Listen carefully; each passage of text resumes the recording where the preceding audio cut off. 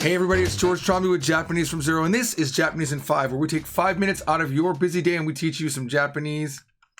Starts now. Today we're going to be talking about Matzah. Matzah is used on the end of a few words that we're going to talk about today that all are related to time. Here we go. Here's the first bunch of them. Shumatsu. This is probably the word that most of you know. Most of you probably don't know the other words, but shumatsu, literally, shu means week.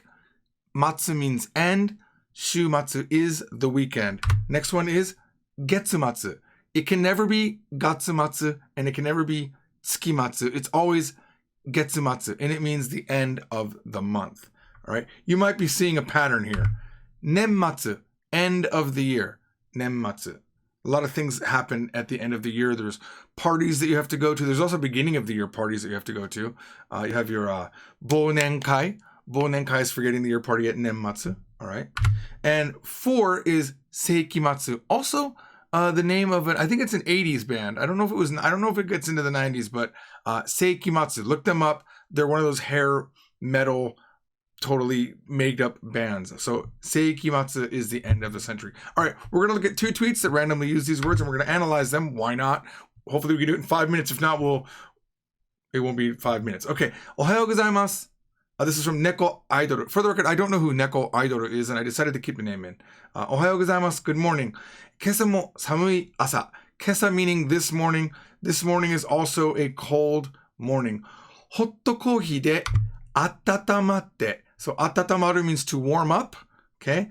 Norikiritai to omoimasu. I think I want to warm up with some hot coffee and get through it, okay? Because it is a cold morning.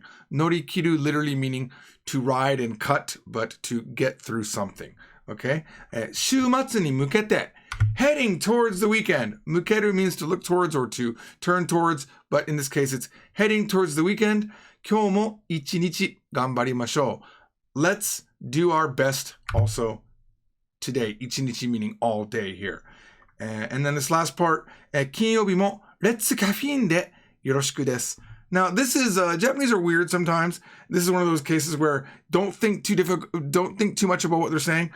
Neko Idol could be an anime that I'm not aware of. And maybe let's caffeine might be something that one of the main characters says. I have no idea. I'm sure those of you that do know will post in the comments. All right. Next one is Minami Hankyu Ahodori Monogatari. This is the story of the Southern Hemisphere albatross. And I thought this was kind of cute. Nenmatsu ni umareta, born. Mayuguro ahodori no Hina-chan. This is Hina-chan. They're modifying Hina-chan with what type of animal it is. And ahodori is an albatross. And Mayuguro just means like a black-browed albatross. Okay, so who is Hina-chan? Hina-chan is a black-browed albatross born at the end of the year. In English, we start with the item and then describe it. Japanese describe up until the item. In this case, Hina-chan is what we're talking about, and everything before it is a description of that item. So, Nenmatsu ni umareta mayuguro ahodori no Hina-chan. Okay, Mama to Papa no gaado ga katai no de, since Mama and Papa of the albatross, they have a tough or a solid guard, right? They're guarding very tough the baby. Genchi no chousain. I didn't put these words in, but genchi means local. Chousain is like an investigator.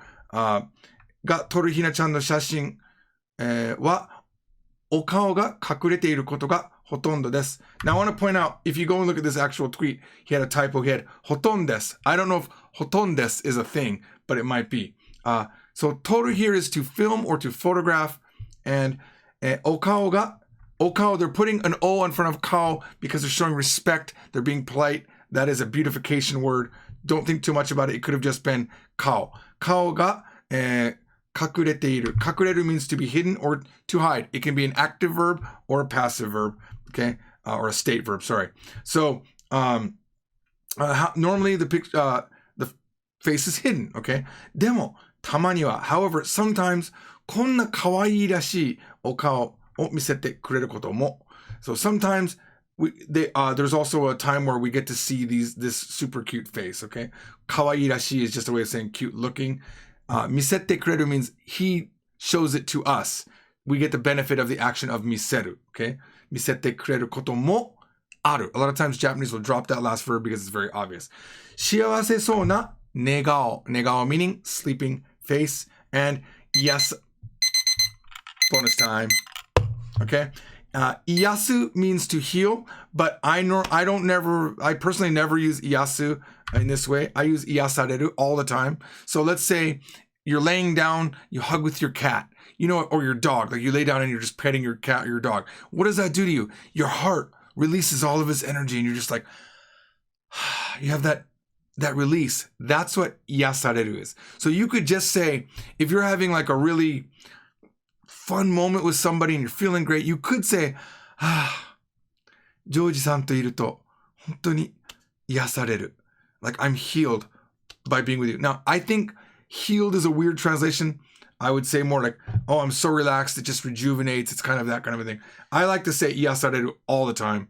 It's a really nice thing to say to somebody but normally for me, it's with my cats. Like I lay down with my cat and just like look into their eyes, you know, and just forget all my worries. That's iyasareru. All right, we're in bonus time. We're going to do just some bonus words and then we'll be done and you can get back to your busy day. Kimatsu. Now, kimatsu, ki is a term. Now, you're probably thinking, kimatsu. I've heard that somewhere. Yeah, kimatsu is end of a term for school. And a really common thing you hear is kimatsu shiken. End of term test, okay? That's what that is. Now, just an interesting thing to end on is that a lot of times when Japanese people are having babies, they'll name their child with a name that has the matsu kanji in it, and it can be read in many different ways. The thing about kanji and names is that it could be read a billion different ways. I have a friend named Minami, but it's written with I and me. You would think, oh, isn't that I-me, which would be cool, like I and me. But no, it's read Manami. But when you learn the kanji I, you typically don't learn that it can be read as mana, okay? Same thing here. Matsu can be read in many different ways. One of them is sue, and I'll show you a list in just a second. But the last child, the youngest child is sueko, okay?